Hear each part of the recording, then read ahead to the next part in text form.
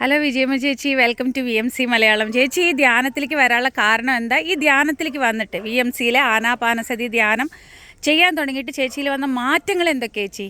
Thank you സിമാജി.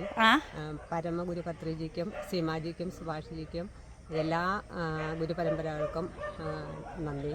ഞാൻ ഈ ആനാപാനസതി മെഡിറ്റേഷനിൽ വന്ന ശേഷം എനിക്ക് എന്തൊക്കെ മാറ്റം ഉണ്ടായെന്ന് ചോദിച്ചാൽ ഞാൻ ഇന്ന് മുഴുവൻ പറഞ്ഞു അത് തീരില്ല സിമാജി. അത്രയ്ക്ക് നന്ദിയുണ്ട് സിമാജിയോടും ഈ പ്രപഞ്ചത്തിനോടും. ഞാൻ എങ്ങനെ ഇവിടെ എത്തി എന്ന് ചോദിച്ചാൽ ഇതിനു മുമ്പ് പല പല ആരോഗ്യ പ്രശ്നങ്ങൾ, ഭക്ഷണം ഇറക്കാൻ പറ്റാണ്ട്, വലത് കൈ പൊങ്ങും, ഇടത് കൈ പൊങ്ങില്ലായിരുന്നു. അപ്പം അങ്ങനെ വലത് കൈയും ലേശമായിരുന്നു പൊങ്ങുള്ളൂ. ഈ മെഡിറ്റേഷനിൽ വന്നിരുന്നതിന് ശേഷമാണ് എനിക്ക് ₹1 ചെലവില്ലാണ്ട് എൻ്റെ കൈ സുഖമായിട്ട് കൈ പൊങ്ങാറായി. ഒന്ന് പൊക്കി കാണിച്ചേ. ഇടത്തെ കൈയാണ് പൊങ്ങാതിരുന്നത്. ഒട്ടും വരില്ല, കൈ ഒട്ടും പൊങ്ങില്ലായിരുന്നു. എനിക്ക് ഞാൻ ഇത് മെഡിറ്റേഷനിലൂടെ മാത്രം എനിക്ക് കിട്ടിയ ഒരു സൗഭാഗ്യമാണ്. എത്ര നേരം ചെയ്തിരുന്നു ചേച്ചി? ആദ്യം ഞാൻ തന്നെ ഇരിക്കില്ലായിരുന്നു വീട്ടിലെ. ഒരു ടെൻഷൻ പോലെ, പേടി പോലെ, അസ്വസ്ഥ വന്നിട്ട്. അപ്പൊ ഇത് ഭക്ഷണം കഴിക്കാണ്ട് ഇങ്ങനെ വന്നപ്പോൾ ചേച്ചിയുടെ മകളാണ് എനിക്കിത് ഒരു വീഡിയോ ഇട്ട് തന്ന് ഞാനത് ചെയ്തു തുടങ്ങിയതാ. അപ്പൊ ആദ്യം അതൊരു കണ്ണടച്ചിരുന്ന ശീലമില്ലല്ലോ. ഇങ്ങനെ നമുക്ക് ഏതുനേരം എന്താന്നുള്ള ആലോചനയല്ലേ. അപ്പൊ ഭക്ഷണം ഇറങ്ങില്ല, എന്തായിരിക്കും. അപ്പോൾ ഈ വീഡിയോ കിട്ടി കഴിഞ്ഞ് കഴിഞ്ഞപ്പം എന്തായാലും ഇത് കേട്ടോ. അപ്പോൾ സീമാജി ഇങ്ങനെ പറയണേ അതൊക്കെ കേട്ട് കഴിഞ്ഞപ്പോൾ 5 മിനിറ്റ് ഇരിക്കും, 10 മിനിറ്റ് ഇരിക്കും. പിന്നെ ഇടയ്ക്കിടയ്ക്ക് സമയം കിട്ടുമ്പോൾ ആ സെറ്റിയിൽ വന്ന് ഇരിക്കാന്നുള്ളത്, അവിടെ ഇരുന്നാൽ തന്നെ എൻ്റെ എല്ലാം മാറി എന്നുള്ളതായി. ടെൻഷന് ഞാൻ 5 ഗുളിക ഡെയിലി കഴിച്ചുകൊണ്ടിരുന്നത്. എത്ര വർഷമായിട്ട്? ഒരു 1.5 വർഷമായി. ഈ ടെൻഷൻ എങ്ങനെ വന്ന്? ടെൻഷൻ എന്ന് പറഞ്ഞാൽ ഈ ജോലി ഉണ്ടായിരുന്നു, റിട്ടയറായി. വീട്ടിൽ ഇരുന്ന് കഴിഞ്ഞപ്പോൾ എനിക്ക് എന്താണെന്നറിയില്ല. പിന്നെ വിഷം തൊട്ടു. പിന്നെ പുറത്തേക്ക് ഇറങ്ങുമ്പോൾ പാമ്പുണ്ടോ, അകത്ത് കയറി വരുമ്പോൾ അതൊരിക്കൽ മൂർഖൻ പാമ്പ് കടിച്ചത് കൊണ്ട് ആ പേടി, അങ്ങനത്തെ പേടി. പിന്നെ പുറത്തേക്ക് ഇറങ്ങില്ല. മറ്റേ പച്ചക്കറിയൊക്കെ നടും.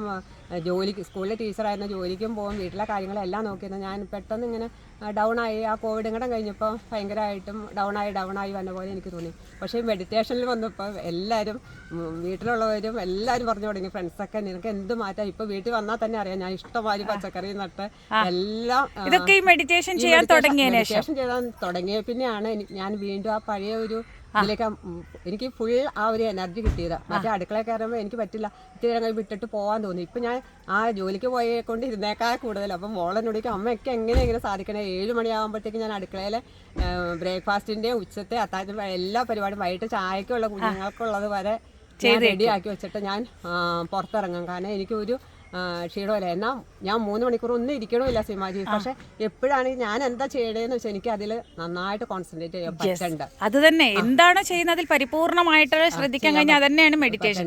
അപ്പോൾ ചേച്ചിക്ക് ഇപ്പോൾ ഈ ഒരു പേടിയും ടെൻഷനും ഒക്കെ മാറിയത് മെഡിറ്റേഷനിലേക്ക് വന്നതിന് ശേഷം. എന്താ ഇതിൽ കിട്ടാത്ത സിമാജി? ഈ മെഡിറ്റേഷനിൽ ഇരുന്നാൽ മാത്രം മതി, നമുക്ക് എന്ത് വേണം. അപ്പൊ എനിക്ക് ഒരു ദിവസം ഒരാളോടെങ്കിലും ഇത് പറഞ്ഞ് ഈ അറിവ് കൊടുക്കാമെങ്കിൽ ഞാനത് പറഞ്ഞിരിക്കും എവിടെ കണ്ടാലും. അങ്ങനെ നമ്മളെ ഗുരുവായൂർ അമ്പലത്തിൽ ഇപ്പൊ കണ്ട ചേച്ചിയൊക്കെ ഇപ്പൊ ഒരു ചേച്ചി ഇവിടെ വന്നിട്ടുണ്ട്. അങ്ങനെ ആരെയായാലും കണ്ട അവർക്ക് എന്തെങ്കിലും ഒരു പ്രശ്നം എന്തിനാ വിഷമിക്കണം സിമാജി. ആ ക്ലാസ് ഞാൻ പറയണത് നിങ്ങൾ കേട്ട് ചെയ്യരുത് കേട്ടോ.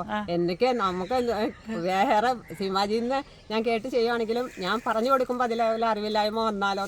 ചേച്ചിയുടെ അനുഭവം പറയണം. എന്നിട്ട് ഞാൻ എല്ലാവരോടും പറയട്ടെ. എന്നെ കണ്ടാൽ തന്നെ കൈ ഇത് അപ്പൊ എല്ലാം ചോദിക്കുന്നു ഇതെങ്ങനെ പോങ്ങ. ഞാൻ ഒരിടത്ത് ഹസ്ബൻഡിന് പറയാം ഞാൻ എങ്ങോട്ടും പോകണില്ല, കൈ തിരുമിക്കാനോ. ഈ കൈ 18 ദിവസം കിഴിയും വെച്ച് അതൊക്കെ കഴിഞ്ഞാണ്. മെഡിറ്റേഷന് മുമ്പാണ് ഈ കൈക്ക് പ്രശ്നമായത്. അതങ്ങനെ ഒരു 1.5 വർഷം കൊണ്ടാണ് ഇത് ഒരുവിധം പൊങ്ങാറായത്. ഇപ്പോഴും അതിനിടയ്ക്ക് വേദനയുണ്ട്. പക്ഷെ ഈ കൈക്ക് ഒരു പ്രശ്നമില്ല. ഞാൻ എല്ലാ ജോലിയും ചെയ്യേണ്ടത്. തുണി നനച്ചിട്ടാ എനിക്ക് എടുക്കാൻ പറ്റില്ല. ഒരു ബുദ്ധിമുട്ടും ഇല്ല. അതുകൊണ്ട് എല്ലാവരും ഈ മെഡിറ്റേഷനിൽ വന്നോ, എല്ലാവരും മെഡിറ്റേഷൻ ചെയ്യണം. ഇതിന്റെ ഗുണം എല്ലാവരും അനുഭവിച്ചറിയണം. സീമാജിയുടെ ക്ലാസ് ഒരു ദിവസം ഒരു വീഡിയോ വെച്ച് കേട്ടാൽ മതി. ഇതിന് നമുക്ക് എന്ത് ഡൗട്ട് ഉണ്ടെങ്കിലും എല്ലാം അതിനുള്ള ഉത്തരവുണ്ട്. സീമാജി നമുക്ക് നേരിട്ട് ദയവായിട്ട് അവതരിച്ചേക്കണെയാണ്. എല്ലാവരും സീമാജിയുടെ വീഡിയോസ് കേൾക്കണം. എല്ലാവരും അതല്ല ചേച്ചി, ഇങ്ങനെ ഭക്ഷണം ഇറങ്ങാതെ, കൈ അനക്കാൻ പറ്റാതെ അങ്ങനെ കിടന്ന ഒരു ചേച്ചി ഇത്രയും പണികൾ എടുക്കുക, ഈ വയസ്സിൽ ഇങ്ങനെ ഓടി നടക്കുക.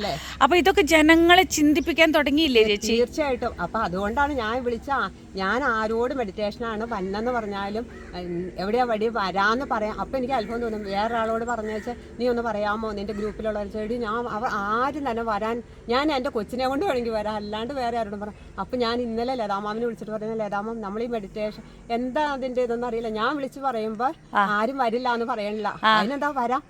അതുപോലെ കാവില് മാല കെട്ടണം ചേച്ചി, അതിന് ഇതുപോലെ കൈ ഹാർട്ട് പ്രോബ്ലം ഒക്കെ ഉണ്ട്. നമ്മൾ ചേച്ചി ഞാനിങ്ങനെ VMCയിൽ ഉണ്ട്, സീമാചേച്ചി വരാൻ പറ്റുമെങ്കിൽ ചേച്ചി വരൂ, ഇല്ലെങ്കിൽ ക്ലാസ് കേൾക്കും. കഴിഞ്ഞ് എന്നെ നോക്കിയിരിക്കുകയാണ്. ഞാനിപ്പോൾ കാവിലെ അമ്പലത്തിലും എനിക്കങ്ങനെ എല്ലാ ദിവസവും കഫക്കെട്ട് പോലെ വന്നിട്ട് ഞാനങ്ങനെ ചെല്ലാറില്ല, കുറേ ദിവസം പോയി. അപ്പൊ എന്നോട് പറഞ്ഞു ഞാൻ ടീച്ചറെ നോക്കിയിരിക്കുകയായിരുന്നു, എനിക്ക് എന്തൊരു ആശ്വാസം, വേറെ ഒന്നും വേണ്ട, എനിക്കിത് കേൾക്കാനുള്ള ഒരു ഇത് കേൾക്കും. അപ്പൊ ചേച്ചി ഇത് എല്ലാവരും അല്ല, ചേച്ചി ഇത്രയും ആചരിച്ച് ഇത്രയും മാറ്റം വന്ന കാരണം ചേച്ചി പറയുമ്പോ പെട്ടെന്ന് ആൾക്കാർക്ക് പെട്ടെന്ന് കേൾക്കണ്ട. വീട്ടില് ജോലിയിൽ സഹായിക്കാൻ ആഴ്ചയിൽ ഒരു ദിവസം ഒരു മോള് വരണ്ട്. അപ്പൊ ഞാനിങ്ങനെ പുള്ളിക്കാരിക്കും ഇങ്ങനെ കുടുംബത്തില് മനുഷ്യനല്ല, എല്ലാവർക്കും പ്രശ്നങ്ങൾ. അപ്പൊ ഞാൻ പറയും വേറെ ഒന്നും ചെയ്യണ്ട, നമുക്ക് വേണ്ടത് തന്നെ എന്തുണ്ടെന്ന് പറഞ്ഞിട്ട് സമാധാനം വേണ്ടേ.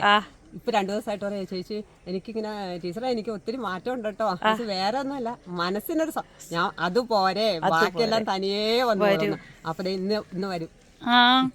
അപ്പോൾ അതാണ് ചേച്ചിയുടെ ഒരു അനുഭവം. ഈ ഒരു ചേച്ചിയിൽ വന്ന മാറ്റം എത്രയോ പേരെ ചിന്തിപ്പിച്ചു. അപ്പോൾ അതാണ് നമ്മളുടെ അനുഭവങ്ങൾ സ്നേഹത്തോടെ നന്ദിയോടുകൂടി പറയണം അല്ലേ. നടക്കണ വഴിക്ക് എപ്പോഴും നന്ദി പറഞ്ഞുകൊണ്ടാണ്. അതെ, ചേച്ചിയുടെ ആചരണയാണ് സത്യപ്രചാരേ. ചേച്ചി ആചരിച്ചു, ചേച്ചിയിൽ മാറ്റം വന്നു, അത് തന്നെ പ്രചാരം അല്ലേ. അപ്പോൾ ഇത് എന്തുകൊണ്ട് 1 രൂപ പോലും ചെലവില്ല, വീട്ടിലിരുന്ന് വിശ്വശക്തി തന്നെ ദൈവ ശുശ്രൂഷയാണ്. അതിന് നമ്മൾ മനസ്സിന് വിശ്രമം കൊടുത്താൽ മതി, ഒരു പ്രശ്നമില്ല, 1 രൂപ ചിലവില്ല. നമ്മൾ പറയുമ്പോൾ ആൾക്കാർക്ക് ഈശ്വരത്തെ എന്താ അത്, ഈ മെഡിക്കൽ സയൻസും മെഡിക്കൽ ഫീൽഡും മരുന്നുകളുടെയും ഡോക്ടർമാരുടെയും ഈ ലോകത്തിൽ 1 രൂപ പോലും ചിലവില്ലാതെ വിശ്വശക്തിയാൽ ദൈവ ശുശ്രൂഷയാൽ മാറുന്നു പറയുമ്പോൾ അത് പറയാൻ ആൾക്കാർ വേണ്ടേ.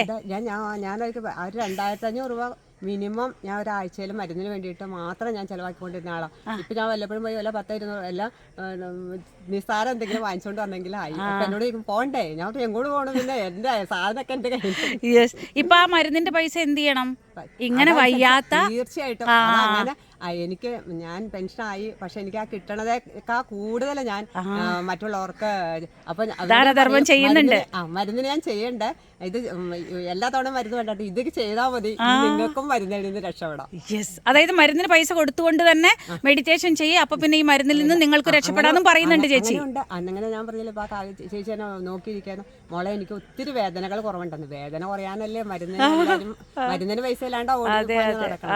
എല്ലാവർക്കും അവരുടെ സന്തോഷം കാണുമ്പോൾ നമുക്കും നമ്മളെ നോക്കിയിരിക്കാന്ന് പറയുമ്പോൾ ഞാൻ സീമാജിയെ നോക്കിയിരിക്കണം.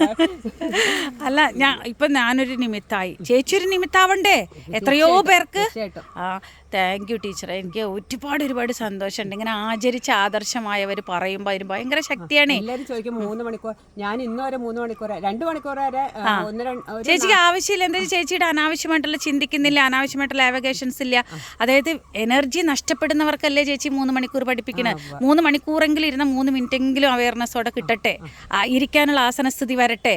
അപ്പോൾ കൂടുതൽ സമയം ഇരിക്കാനുള്ള ആ ഒരു ഇൻട്രസ്റ്റ് അവരുടെ സ്ഥിതിക്ക് അനുസരിച്ച് കണക്ട് ആവട്ടെ.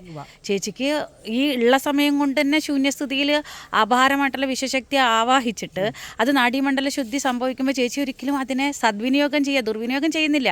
അപ്പോൾ എനർജി നഷ്ടപ്പെടുന്നില്ല. പിന്നെ എന്തിനാ ഇപ്പോൾ ഈ ഒരു ഫോണിൽ 100% ബാറ്ററി ഉണ്ട്, അത് 80% ആയിട്ടുണ്ട്, 20% കമ്മിറ്റ് ചെയ്യാൻ 20% കയറൂ അല്ലേ. അപ്പോൾ അതാണ്. പക്ഷെ 3 മണിക്കൂർ എന്നുള്ളത് നമ്മൾ പഠിപ്പിക്കണം ലോക ജനതയ്ക്ക് വേണ്ടിയിട്ട്, അല്ലെങ്കിൽ തീരെ അവർ ചെയ്യില്ല. 20 മിനിറ്റ് 10 മിനിറ്റ് പറഞ്ഞാൽ അവർക്ക് ഒരിക്കലും ധ്യാനം സംഭവിക്കില്ല ചേച്ചി. 3 മണിക്കൂർ എന്ന് പറഞ്ഞാൽ അതിൽ ധ്യാനം സംഭവിച്ചിരിക്കും. അതാണ്. അത്രയെങ്കിലും ഇരിക്കുക, ആസനസ്ഥിതി വരട്ടെ, അതിലുള്ള ഏതെങ്കിലും ഒരു കുറച്ച് സമയമെങ്കിലും നിങ്ങൾക്ക് കിട്ടിയിട്ട് അത് നിങ്ങൾക്ക് സദ്വിനിയോഗമാവട്ടെ, നിങ്ങളെ രക്ഷിക്കട്ടെ എനർജി. അതാണ് അത് പഠിപ്പിക്കണേ. താങ്ക് യു ടീച്ചറമ്മേ, thank you, love you Baba.